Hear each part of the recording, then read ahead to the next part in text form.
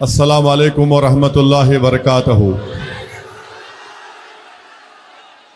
मैं चोकरा घाट की जनता का शुक्रिया अदा करता हूँ, हमारे कौम और मिल्लत के बुज़ुर्गों का, हमारी इज़्ज़तदार माँ और बहनों का, गयूर नौजवान साथियों का, कि आज आपने हज़ारों की तादाद में यहाँ पर आकर इस बात का पैगाम दे दिया कि इंशाअल्लाह ताला 11 तारीख के दिन चोकरा घाट, आबादपुर में और पूरे बलरामपुर विधानसभा में इंशाअल्लाह ताला पतंग छाप के नाम पर वोट पड़ने वाला है और इंशाअल्लाह यहाँ पर एक इनकलाबी तब्दीली, सियासी तब्दीली आने वाली है। मैं आप तमाम का शुक्रिया अदा करता हूँ। मैं आपसे ये बताने आया हूँ कि पिछले 20 साल से यहाँ पर आपने जनाब महबूब साहब को यहाँ का विधायक बनाया है, मगर आप जानते हैं कि अभी आदिल हसन साहब ने, जो मजलिस इत्तेहादुल मुस्लिमीन के उम्मीदवार हैं, उन्होंने बताया कि यहाँ पर आबादपुर और बिभोर में को ब्लॉक बनाना है। मैं आपसे वादा कर रहा हूँ कि इंशाअल्लाह ताला आप मजलिस इत्तेहादुल मुस्लिमीन को यहाँ से कामयाब करिए। जो काम 20 साल में महबूब साहब ने नहीं किया, वो काम आदिल हसन आपको करके दिखाएगा। जादवपुर में, खुराभाव में, बाहीन घाट में, ज़मीरा घाट में, बैरोल घाट में यहाँ पर पुल नहीं है। इंशाअल्लाह ताला मजलिस के उम्मीदवार की कामयाबी के बाद आदिल हसन लड़कर फिर कर यहाँ पर इन ब्रिज का काम करवाएगा। तीसरी बात यह है कि आप जानते हैं कि पूरे बलरामपुर विधानसभा में ब्लॉक के ऑफिस में रिश्वतखोरी का अड्डा बन चुका है। नेता लोग, बाबू लोग के साथ मिलकर म्यूटेशन के नाम पर 4 से 5 हज़ार रुपये रिश्वत लेते हैं, रजिस्ट्रेशन के लिए रिश्वत लेते हैं, आवास योजना के लिए भ्रष्टाचार होता है, हमारी माँ और बहनों के पेंशन के लिए भ्रष्टाचार होता है। मैं आपसे वादा कर रहा हूं कि इंशाअल्लाह ताला यहाँ से आप आदिल हसन को अपना नया विधायक बनाएंगे तो इंशाअल्लाह ताला भ्रष्टाचार का खात्मा होगा और भ्रष्टाचार यहाँ से ख़त्म किया जाएगा। मजलिस इत्तेहादुल मुस्लिमीन के मुखालिफिन ये कहते हैं कि आदिल हसन साहब यहाँ पर नहीं रहते हैं।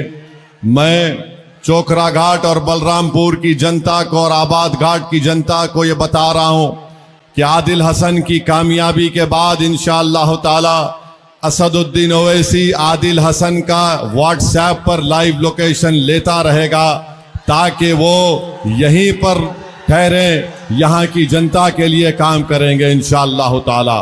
तो मेरे अजीज दोस्तों और बुजुर्गों, मैं आपको ये भी बताने आया हूँ कि यहाँ पर बिजली नहीं आती, बिजली आती है यहाँ पर।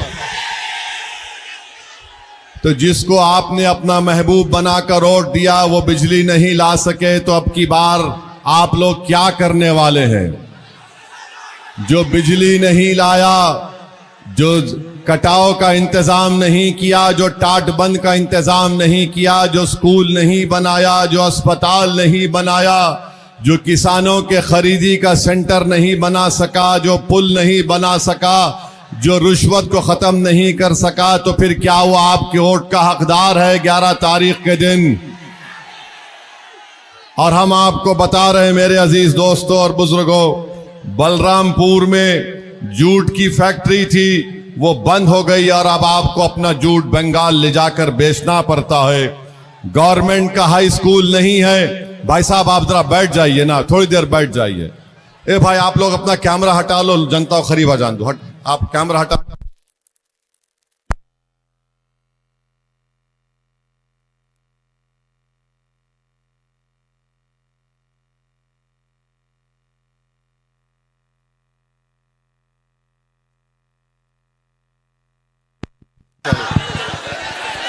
अब आप जरा आराम से बैठिए, आराम से, आराम से, बस बस, जो जहां है वहां रुक जाइए। अब जो जहां पर है वहां पर आप लोग हट जाइए, हट जाइए। ए हट जाइए, आधे अरे फटो, हट जाइए, ए हटो, हाँ रुक जाओ।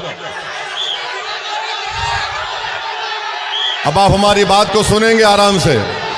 हमको जाना है और 2-3 जगह पर जाना है। सुनिए हमारे, तुम बैठो, हमारी बात सुनिए। जो करीब है और दूर है वो हमारे नजदीक है। और तेजस्वी के और CPI-ML का जलसा होता तो कोई इतना करीब आने नहीं देता, दूर रखते आपको।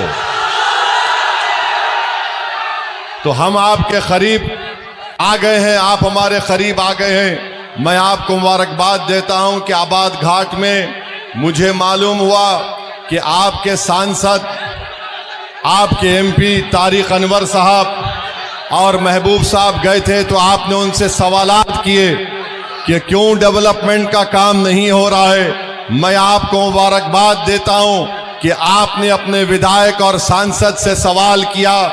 सवाल करने वाले का नाम मजलिसी है, नहीं डरने वाले का नाम मजलिसी है। मैं आपको मुबारकबाद देता हूं कि आपने अपने सांसद और विधायक से सवाल किया। क्या यह बात सच नहीं है कि तारिक अनवर साहब और महबूब साहब एक जनसभा में थे तो बिजली चली गई और फोन की लाइट से उनको पब्लिक से बात करना पड़ा? क्या यह बात सच नहीं है महबूब साहब कि बलरामपुर की जनता चंदा करके लकड़ी का पुल बनाती है अपने गांव को जाने के लिए?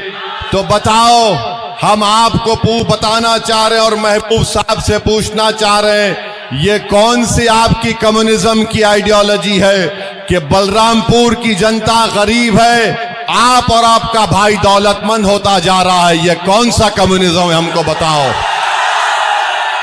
चंदा लेकर लकड़ी का पुल बनाया जाता है और जितने निर्दलीय उम्मीदवार हैं मैं उनसे कह रहा हूं कि आप मजलिस में शामिल हो जाइए। ये लड़ाई सीमांचल के मान सम्मान की मजलिस इत्तेहादुल मुस्लिमीन लड़ रही है। ये सीमांचल के इंसाफ की लड़ाई मजलिस इत्तेहादुल मुस्लिमीन लड़ रही है। हम सीमांचल को इंसाफ दिलाकर रहेंगे इंशाअल्लाह ताला।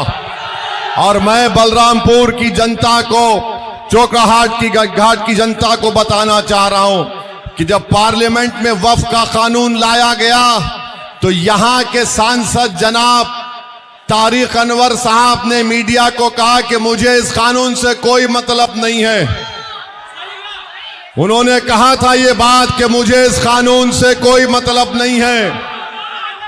वो कानून जिसको नरेंद्र मोदी ने कानून, काला कानून बनाया जो भारत के संविधान के खिलाफ है, ऐसा कानून मोदी ने बनाया कि मस्जिद को छीनने का कानून, दरगाह और खानकाहों को छीनने का कानून, कब्रिस्तान को छीनने का कानून। और आपके सांसद जनाब तारिक अनवर साहब ने बयान दे दिया कि मुझे इससे कोई मतलब नहीं है। तारिक भाई, अल्लाह का घर तो आपका भी घर है ना। तारिक भाई, खानका तो सबकी है, कब्रिस्तान भी सबका है, तो आपने कैसा इस तरह का बयान दिया बताओ। और आपको हम बता रहे हैं कि कल और परसों हमने सुना कि बीजेपी के लोग कहते हैं कि सीमांचल में घुसपैठी है, सीमांचल में बांग्लादेशी और नेपाली है। बताओ, क्या कोई बांग्लादेशी नेपाली यहां पर है? क्या यहां पर कोई घुसपैठिया है? तो हम भारत के पूरे नागरिक हैं। क्या एक बांग्लादेशी नरेंद्र मोदी की बहन दिल्ली में नहीं बैठी हुई है? तो फिर बताओ मोदी जी, कहां घुसपैठिया है? और अगर घुसपैठिया सीमांचल में आ रहा है तो नीतीश कुमार की सरकार जिम्मेदार, अमित शाह जिम्मेदार और मोदी खुद जिम्मेदार। यहां पर कोई घुसपैठी नहीं। तो बीजेपी और मोदी का एक मिनिस्टर ने यह कहा कि बिहार के मुसलमान नमक हराम है, हम वोट नहीं देते। तो बताओ चोकरा घाट की जनता, मोदी अगर हमारी बहनों के अकाउंट में, मां और बहनों के अकाउंट में पैसे डाल रहा है तो अपने जेब का पैसा है या जनता का पैसा है? ये किसका पैसा है? जनता का पैसा है या जेब का पैसा है? तो मोदी जी अपने मंत्री को समझाओ ये नमक हराम मुसलमान को बोल रहा है। जब अंग्रेजों को भारत के मुसलमानों ने, हिंदुओं ने, दलितों ने मिलकर भगाया था, उस वक्त आरएसएस के नेता अंग्रेजों के तलवे चाट रहे थे। जो आज हमको नमक हराम कह रहा है वो अंग्रेजों की नमक हलाली कर रहे थे, और हम अंग्रेजों की नींद हराम करके उनके खिलाफ फतवा देकर हमने भगाया। बताओ मेरे अजीज दोस्तों और बुजुर्गों, ये बीजेपी और भाजपा कहती है सीमांचल में कोई इंतजाम नहीं, सीमांचल में किसानों को इंसाफ नहीं, पलायन यहाँ के नौजवानों का मुकद्दर बन गया, बच्चों के लिए स्कूल नहीं, यहाँ पर भ्रष्टाचार आम हो चुका है। सीमांचल के लिए मजलिस इत्तेहादुल मुस्लिमीन एक डेवलपमेंट का प्रोग्राम रखती है। हम आपसे अपील कर रहे हैं कि 11 तारीख के दिन आप गलती मत करिए और मजलिस इत्तेहादुल मुस्लिमीन पतंग छाप का निशान 5वें नंबर पर है। 5वां नंबर, ये 5 को जब आप बंद करेंगे तो मुट्ठी बनता है, ये हमारे इत्तेहाद की निशानी है। 5 नंबर पर बटन दबेगा इंशाअल्लाह ताला। मेरे अजीज दोस्तों और बुजुर्गों, हम आपको एक और बात बताना चाहते हैं, वो ये है कि मोदी ने घुसपैठी कहा, उनके मंत्री ने नमक हराम कहा, तो तेजस्वी ने हमको क्या कहा मालूम आपको? तेजस्वी ने हमको कहा कि ओवैसी एक्सट्रीमिस्ट है, जिसको हिंदी में नहीं, हिंदी में उसको अलगाववादी कहते हैं। अब आप बताइए हम क्या अलगाववादी हैं? और फिर हम आपको बताते हैं तेजस्वी ने यह क्यों कहा। तेजस्वी ने इसलिए कहा कि हमारे चेहरे पर दाढ़ी है, सर पे टोपी है। तेजस्वी ने हमको ये क्यों कहा? क्योंकि आप और हम सब मिलके मस्जिद को अल्लाह का घर मानते हैं। तेजस्वी ने हमको इसलिए कहा क्योंकि हम अल्लाह के आगे सजदा करते, इन जालिमों के सामने सजदा नहीं करते। तेजस्वी ने हमको अलगाववादी इसलिए कहा क्योंकि हम उसके बाप के सामने झुकते नहीं, उसके बाप से लड़कर हक हासिल करेंगे सीमांचल का। हमारी माँ और बहनें सर पर दुपट्टा रखती है या हिजाब पहनती है, तो तेजस्वी के नजर में सब के सब एक्सट्रीमिस्ट अलगाववादी है। अरे बताओ तेजस्वी, अगर एक जमीन व आसमान के खालिक की इबादत करना अगर अलगाववाद है क्या आप तमाम लोग रसूल अल्लाह सल्लल्लाहु अलैहि वसल्लम के उम्मती और गुलामों के गुलाम हैं? क्या आप रहमतुल लिल आलमीन को अपना आका मानते हैं? तो ये तेजस्वी हम सबको कह रहा है कि अलगाववादी है। तो ये आपको पैगाम दे रहा हूं कि तेजस्वी और मोदी को, अमित शाह को और नीतीश कुमार को आपको जवाब देना है। क्या जवाब होगा 11 तारीख के दिन? पतंग छाप को बटन दबेगा? क्या आप मजलिस का साथ देंगे? क्या आप मान सम्मान की लड़ाई में सीमांचल का हमारा साथ देंगे? और हमको अपनी, और तेजस्वी कहता है कि ओवैसी अलगाववाद है। आराम से, आराम से, ऐसा हिलना जो है ना वो महबूब साहब को हिलाओ जरा।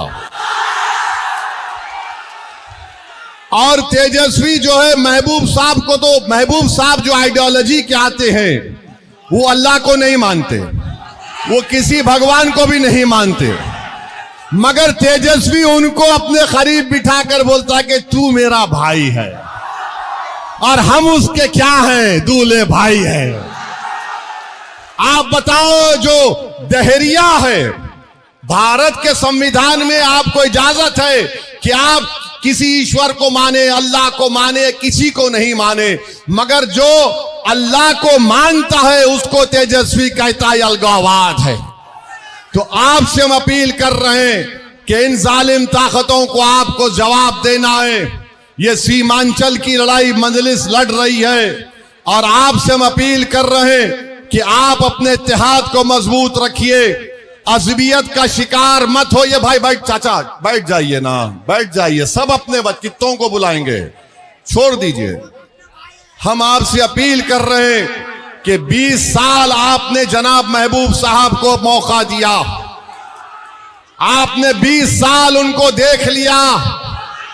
अब ए भाई छोड़ दो ना।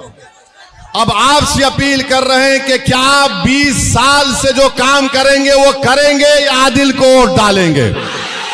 हमारी मां और बहनें, अब वो काम मत करिए। बिजली लाना है, स्कूल लाना है, पुल बनाना है, किसानों का फायदा कराना है, सीमांचल की जनता से इंसाफ करना है, आपकी सियासी क़ियादत को मजबूत करना है। जो मोदी ने काला कानून बनाया उसके खिलाफ हमको वोट देना है।